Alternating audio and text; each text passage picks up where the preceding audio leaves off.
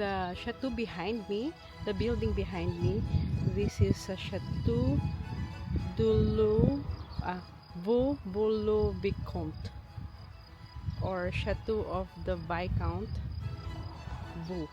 His name is Vaux and he was a Viscount. This was built around 1656 to 1661. Yeah, 1661. This is owned by Nicolas Fouquet, and Nicolas Fouquet, he was the superintendent in finance of Louis XIV. So he was working, like he's a director at that time. He's in the top rank of the finance department.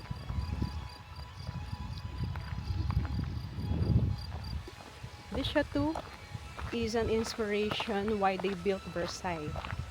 So the architect is the same, the designer is the same, and the one that designed the garden is the same. And then we're here at the entrance, and we're gonna go all the way here, probably walk in the castle, visit the castle, and then for maybe 1 hour, and then 2 hours to visit this because it's so big. There's a lot of things to see. Ang exterior design, pag tiningnan mo ang facade, perfect symmetry, kaliwa, kanan, mataas na central dome, elevated na structure para mukhang dominant, Grand French Baroque style.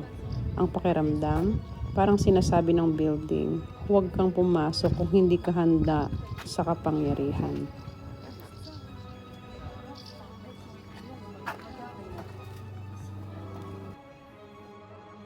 Pagpasok mo sa loob, ibang mundo ang bubungad. Ito ang Grand Salon or Main Hall. Oval shape na malaking hall. Yung malaking ceiling na yan, meron talagang original plan for that. Pero dahil sa mga pangyayari, hindi natuloy. At ikukwento ko mamaya. So, ito yung room ni Mr. Nicolas Fouquet. So, kung makikita nyo, very warm. Not a lot of light. At wala yatang window. Hindi ako sure, pero nung nandiyan ako, I felt like it's very dark. And it's a lot of patterns. And most of the designs are red, gold. Yan, may mga tapestry din, yung parang carpet sa walls. Very practical siya during that time kasi ginagamit nila for winter din. Kasi nakakatulong siya for the insulation to keep the room warm during winter. Ayan, sobrang laki and sobrang dark. So, merong window pero maliit lang siya. And of course, there's a painting in ceiling. May chandelier din. And hindi siya, not to my liking, hindi ko siya masyadong bet. But that's his taste and it's okay. Iba-iba tayo ng taste at okay lang yun, Mr. Nicolas. Another touch of gold, chandelier, paintings everywhere. Imagine the artists, the painters during that time, kung paano sila naghirap na i-paint ang mga yan. Diba? Oh my God, super OA. Pero super ganda siguro for them, but it's kind of overwhelming. And talaga namang mapapaisip ka, okay. Very, detailed. So, ang palace na to, or ang castle na to, hindi siya simpleng bahay lamang. Halos 250 meters ang haba ng main chateau. Napapalibutan ng mahigit 1,000 acres ng gardens. May courtyards, may canals, may fountains, at may forest. Ang design idea, hindi siya for residents lang. Isa siyang private kingdom. At yung mga luxury rooms or state apartments, bawat kwarto, silk-covered walls, carved wooden panels, gold decoration, custom-made furnitures, at hindi random ang flow. Parang bawat lakad mo may progression ng power. Habang palalim ka sa loob, mas nagiging luxurious. At may part din ng castle na to ng theater room. Parang isang private theater para sa mga elitista na mga bisita, kung saan ginagawa ang mga live performances, advanced acoustics. Wala pang mic noon pero malinaw ang boses. At dito na magbabago ang lahat. Nung nag-host ng party si Mr. Nicolas Fouquet, August 17, 1661, isang gabi, isang event, at isang desisyon na makakapagpabagsak ng isang tao. At kung sino ang imbitado, ang hari, ang mga elitista, malalaking pangalan, mga sikat na artist, at lahat ng malalaking tao sa France. Ano ang meron? May fireworks na bumungad sa langit, may feast na parang royal banquet, theater performance ni Molière, candlelit palace na kumikinang na parang panaginip. Ang buong chateau, parang buhay na obra ng karangyaan. Pero sa gitna ng kagandahan, may isang tao na hindi natutuwa. Ang hari na si King Louis XIV. Nung time na yon, si King Louis XIV, siya ay 22 years old pa lamang. At si Nicolas Fouquet, siya naman ay 46 years old. Si King Louis XIV ay nagsimula maging hari nung siya ay 5 years old pa lamang.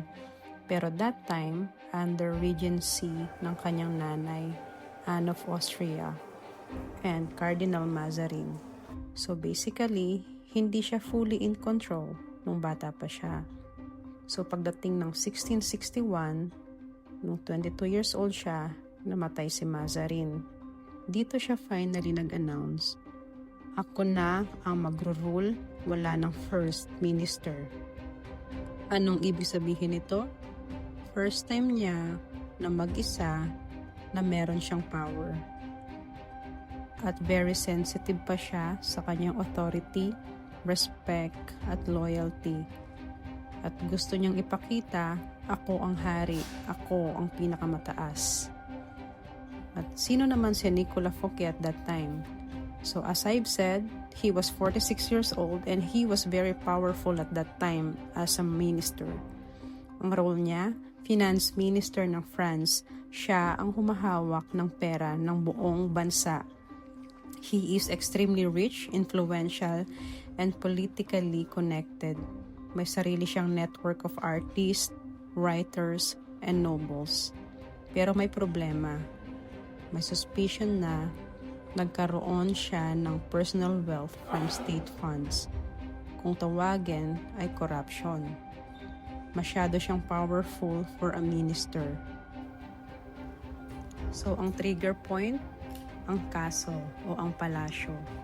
Pinagawa niya ito as his private palace. Also, it was designed by the top geniuses, same people later used for Versailles. Sobrang luxurious, almost royal level. This is where tension started. Nang sabi ng mga tao, wait lang, bakit ang minister may palace na mas maganda pa sa king? So, syempre, doon na nagsimula ang ego ng king.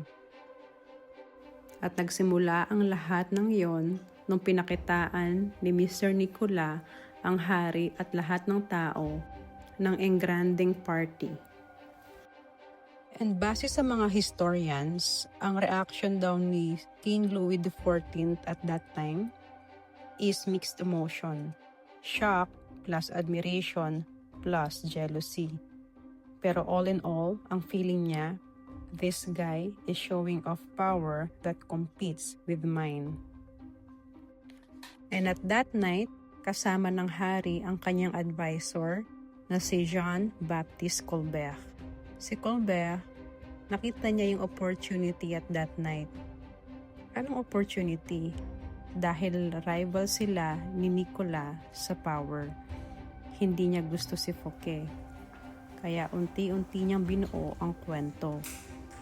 Na kesyo korap si Fouquet, na dangerous siya para sa bansa, at kailangan na siyang alisin. At gaya nga ng inaasahan, 3 weeks later, biglang dumating ang Musketeers.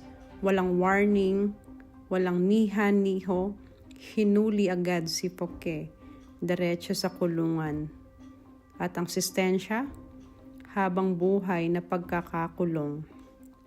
At ang artist niya, si Louis Louveau na kanyang architecture, ang interior designer na si Charles Lubru, at ang garden designer na si André Lunot, lahat yon hinire ng hari. Kinuha ng hari or ni King Louis XIV ang mga artist, ginamit niya at inilipat niya para ipagawa ang mas malaking kaharian, ang Palace of Versailles. Ang palasyo na ito ay simbolo lahat ng gusto ng tao. Kapangyarihan, kagandahan, respeto, legacy. Pero sa dulo, ito rin ang naging simula ng kanyang pagbagsak. At ang nakakalungkot na katotohanan, ang palace na ito ay ginawa para ipakita ang power ng isang tao. At ito din ang dahilan ng kanyang pagbagsak. Si Fouquet, na gustong magpakitang gilas, ay naging halimbawa ng isang aral sa kasaysayan na kapag masyadong pinakita ang yaman at ambisyon sa harap ng maling tao, maaari itong maging simula ng iyong katapusan. So, tama na ang drama. Nandito na tayo sa babang part ng kaso. Nandito ang kitchen, nandito rin yung wine cellar. And alam nyo ba na ang wine cellar dati sa mga castle or sa mga old mansion, hindi lang siya for luxury or flex lang. Noon, sobrang importante ng wine sa daily life ng mga mayamang pamilya or mga nobles. Wala pa kasing refrigerator noon, so kailangan malamig at stable yung temperature para hindi masira yung wine. Kaya gumagawa sila ng cellar sa ilalim ng bahay or chateau. At madalas, nasa ilalim din or sa basement yung mga kitchen. Simpleng rason, init at amoy. Ang pagluluto noon, gamit kasi open fire. Kaya sobrang init, tapos mausok. Tapos yung amoy ng pagkain, kumakalat sa buong bahay. Kung nasa taas ang kitchen, apektado naman ang lahat ng room. Sa basement, mas kontrolado. Mas madaling i-manage ang fire risk din kasi. Tapos, mas practical din siya for servants. Sa mga places like this castle, hiwalay talaga ang servant world. Sa mga aristocrats, basement kitchen, storage rooms, wine cellar, lahat naka-organize para efficient ng trabaho nila without disturbing owners upstairs. Sa mga lugar tulad ng Chateau de Vaux-le-Vicomte, hindi lang basta-basta transport ang kabayo. Buong sistema siya ang status ng yaman. May iba't ibang klase ng kabayo. May mabilis para sa pagbabiyahe o mensahe, may malakas para sa karwahe, may mga show horses na pang-display lang tuwing events. Yung mga karwahe, hindi simple, madalas ang grande. May wood carvings, ginto, velvet sa loob, mas magarbo, mas mataas ang tingin sa'yo ng society. Yung mga aristocrats, tinuturuan silang sumakay mula bata pa. Importante yung posture at galaw, parang art siya para sa kanila. Hindi lang siya parang basta pagsakay lang. Mga servants naman ang bahala sa lahat. Pag-aalaga ng kabayo, paglilinis, pagpe-prepare ng karwahe. Yung may-ari, darating na lang at sasakay. Kapag may event, may horse procession. Or yung mga sabay-sabay na kabayo at karwahe na nakadisplay, na para siyang parada ng mayaman at kapangyarihan. So basically, kabayo noon equals transport pero sabay rin na simbolo ng status, power at luxury. Parang sa kasalukuyan, kung may Lamborghini ka, kung may Ferrari ka, kung may mga power cars ka, ibig sabihin, mayaman ka. Lalo na kung naka-Tesla ka, kasi mahal ang gas. Salamat sa panonood.